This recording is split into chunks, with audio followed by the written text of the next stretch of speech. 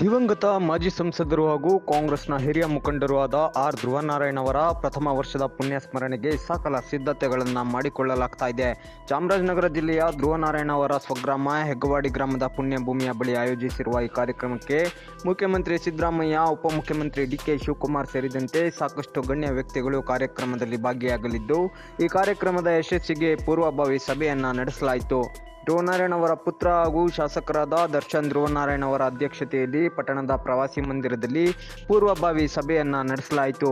ಇದೇ ತಿಂಗಳ ಮಾರ್ಚ್ 12ರಂದು ದಿವಂಗತ ಮಾಜಿ ಸಂಸದ ಆರ್ ಧ್ರುವನಾರಾಯಣ್ ಅವರ ಅಗಲಿಕೆಗೆ 1 ವರ್ಷ ಕಳೀತಾ ಇದೆ. ಅವರ ಸ್ಮರಣೆಯ ಪ್ರಯುಕ್ತ ಚಾಮರಾಜನಗರ ಜಿಲ್ಲೆಯ ಧ್ರುವನಾರಾಯಣ್ ಅವರ ಸ್ವಗ್ರಾಮ ಹೆಗ್ಗವಾಡಿ ಗ್ರಾಮದ ಪುಣ್ಯಭೂಮಿ ಬಳಿ ಮೈಸೂರು ಮತ್ತು ಚಾಮರಾಜನಗರ 2 ಜಿಲ್ಲೆಗಳ ಬೆಂಬಲಿಗರು ಮತ್ತು ಅಭಿಮಾನಿಗಳು ಹಾಗೂ ಪಕ್ಷದ ಕಾರ್ಯಕರ್ತರು ಈ ಕಾರ್ಯಕ್ರಮಕ್ಕೆ ಆಗಮಿಸಲಿದ್ದಾರೆ.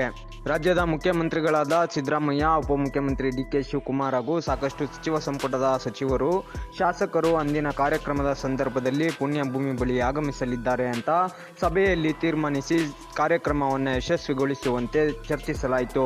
ನಾವು ಮನೆಯಲ್ಲಿ ಪೂಜೆ ಪುರಸ್ಕಾರ ಎಲ್ಲವನ್ನು ಕೂಡ ಮಾರ್ಚ್ 12ನೇ ತಾರೀಕು ಮಾಡಿ, ಆ ನಂತರ ಮಾರ್ಚ್ 12ನೇ ತಾರೀಕು ನಮ್ಮ ಸ್ವಗ್ರಾಮ ಹೆಗ್ಗವಾಡಿಯಲ್ಲಿ ಮಾಡಿಕೊಳ್ಳಿಕ್ಕೆ, ಅವರು ಮಾಡಿದಂತಹ ಕೆಲಸ ಕಾರ್ಯಗಳಿಗೆ ಅವರನ್ನ ಗೌರವಿಸಲಿಕ್ಕೆ ಒಂದು ವೇದಿಕೆಯಲ್ಲಿ ಸೃಷ್ಟಿಯನ್ನ ಮಾಡಿ,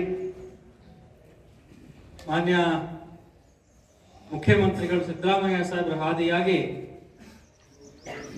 ಮಾನ್ಯ ಉಪಮುಖ್ಯಮಂತ್ರಿಗಳಂತಹ ಡಿ.ಕೆ. ಶಿವಕುಮಾರ್ ಸಾಹೇಬರಾಗಿರ್ಲಿ, ಹಾಗೆ ತಂದೆಯವರ ಜೊತೆ ತುಂಬಾ ಆತ್ಮೀಯವಾಗಿ ಒಡನಾಟವನ್ನ ಇಟ್ಟಂತಹ ಸಚಿವರುಗಳು, ಮಾಜಿ ಸಚಿವರುಗಳು, ಅದೇ ರೀತಿ ನಿಗಮದ ಮಾಜಿ ಅಧ್ಯಕ್ಷರಾದ ಎಸ್.ಸಿ. ಬಸವರಾಜ್ ಅವರು, ನಂದಕುಮಾರ್ ಅವರು ಮತ್ತು ಜಿಲ್ಲಾ ಕಾಂಗ್ರೆಸ್ನ ವಿವಿಧ ಘಟಕಗಳ ಅಧ್ಯಕ್ಷರುಗಳು, ಪದಾಧಿಕಾರಿಗಳು